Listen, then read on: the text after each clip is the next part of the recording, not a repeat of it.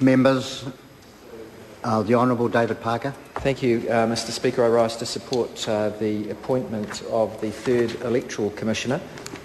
The reason this comes to this House is that we in New Zealand have a long tradition of well-run elections. I think we can be very, very proud of the fact that we run non-corrupt elections in New Zealand. We have public confidence in our election processes. That's one of the reasons why New Zealand has relatively high rates of voter participation in our democratic elections, because people know that if they cast their vote it's going to be counted properly, that there won't have been corrupt practices in the electoral process, that political parties do their utmost to comply by the laws, and that we have independent bodies like the Electoral Commission overseeing elections to make sure that the laws that this country has built up over the years are adhered to.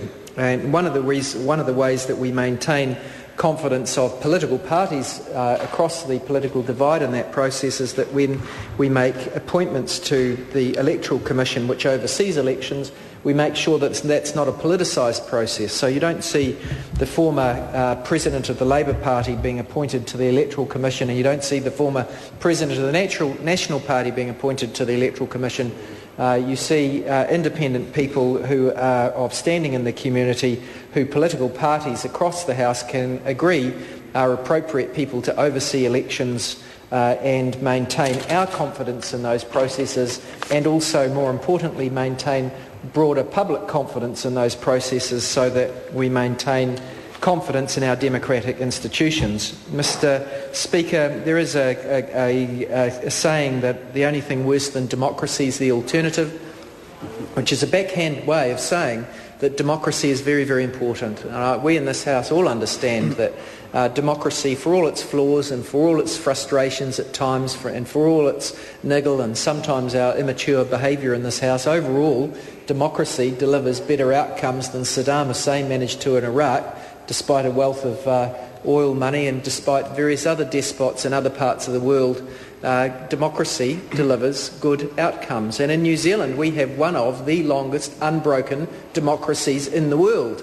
And of that we can be very proud. We have strong traditions, and those traditions are, in my opinion, almost more important than the written rules of law, but those traditions are reinforced and upheld through good rules of law. And we in New Zealand do have good electoral law, and we try across this Parliament to agree on the structure of it. We don't always agree. There is always disagreement at the margins. The Labour Party doesn't think we do very well, or as well as we could do, on the transparency of donations in a way that undermines public confidence in our electoral processes. But we do have some pretty strict rules around what is spent on elections and where the funding for that comes from, even if we don't have clarity as to who it was that donated the money in some situations.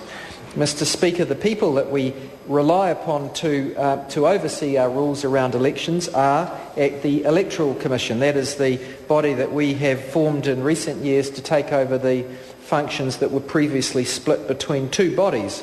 The Electoral Commission's already quite busy. It's had a couple of by-elections recently, it's had one by-election recently, the Botany by-election, since its formation, and of course we have another this weekend at Te Tai Tokerau. And in that one I wish the candidates well in that election and thank them for their efforts. And we rely upon the Electoral Commission to oversee the rules, to make sure that we're all playing by the same ground rules, and so that we don't descend into the sort of nonsense, and I think it is nonsense, that we have in places like United States of America, where enormous amounts of money is spent on elections, where enormous amounts of money is spent on lobbyists, and where their outcomes are no more just or good for their country. In fact, I would suggest that they are less just than the outcomes we generally achieve in New Zealand. Mr Speaker, we rely upon the members of the Electoral Commission to oversee those rules.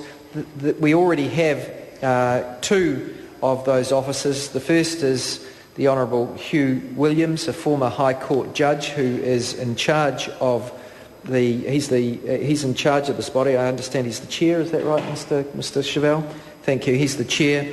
We also have had Robert Peden, the Chief Electoral Officer, appointed to a role as on the Electoral Commission, and today's appointment of Ms Susan Huria is the third appointment to make up the third of the three appointees that are provided for under the law. We're of course coming up to an election within 6 months.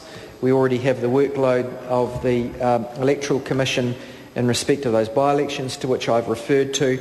We are dealing with a new law, so there will be a few rulings that are required to be made by the Electoral Commission that will be slightly different from earlier rulings because the rules have changed.